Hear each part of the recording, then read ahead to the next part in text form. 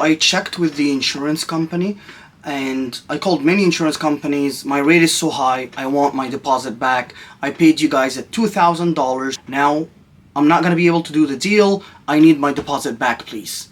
Oh, you want your deposit back? Let me check with my finance manager. I'm just gonna give him a call and find out. Hey there, Bastino. Yeah, our customer that wanna buy the truck, he want his deposit back. $2,000. Oh, you can't give it to him? Okay, I'll let him know. Unfortunately, we're not gonna be able to refund you your deposit.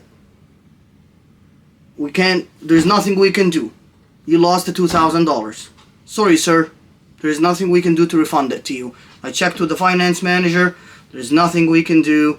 You know, too bad. I really wanted to help, but I could not help you. You know, we've paid money to clean the vehicle, and we sprayed the car with some expensive wax, and we've spent time on the vehicle. We spent time on your truck. We put some gas in it. Yeah, we're not going to be able to actually give you any deposit back. I'm so sorry. Yeah, just next time make sure you got insurance before you buy the truck. Thank you so much. Alright, so that's exactly what happened, guys. In these situations, what should I do, right? What rights do I have when it comes to my deposit, right? Can the dealership hold my deposit? Absolutely not, right? So in this video, we'll discuss the customer that put $2,000, it was $20 on that used truck, and they want to get that truck, they love it. They said, okay, I'm gonna call you back in a few days, I'm gonna come back to the dealership and take this truck home. Customer said, you know what? Unfortunately, I cannot take that vehicle anymore, right? And of course, as salespeople, our mentality is, oh, we are gonna fight. We are gonna fight the customer because we spend so much time, you know, in order to earn the business, and we are not giving up easily on this. You know, unfortunately, it's just gonna be too expensive. I said, why it's too expensive? They said the insurance is gonna be too high on this car, and you know what? I don't want it anymore.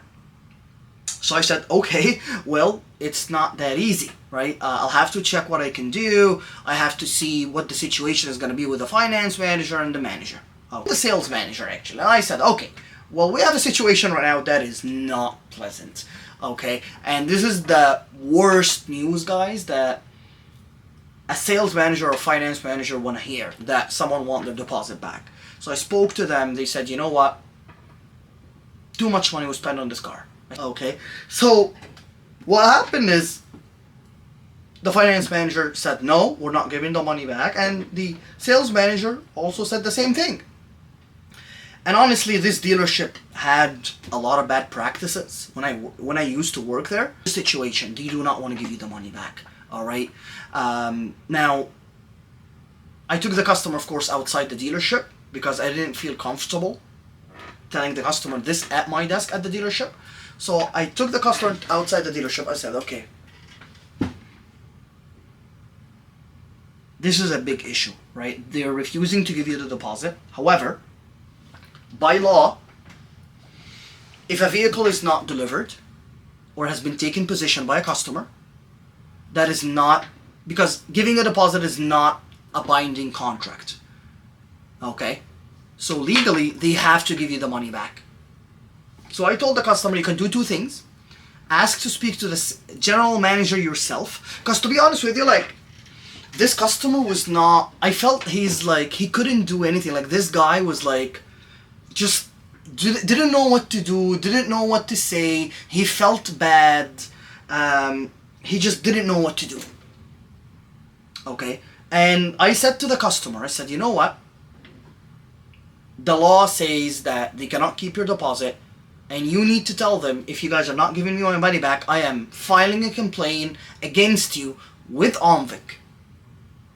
Okay? Or whoever your provincial regulator is.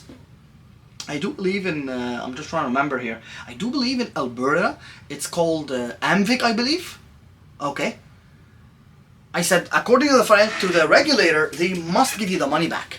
There's no such a thing on holding your deposit. Okay? So, Guys, don't let the dealership bully you. Please don't let the dealership bully you.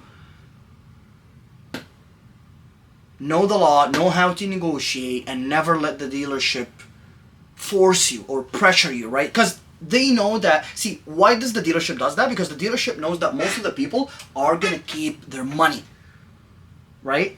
Like most of the dealerships, they know that people are just going not to lose money, and 90% is going to take delivery of the vehicle or just go with the high insurance rates they have, and they want that deposit, right? They want their money back. So they're going to be taking delivery of the vehicle, or they're just going to give up their money, right? They know that, right? And, you know, in this situation, there were other situations where people like walked away from their deposits and they lost their deposits.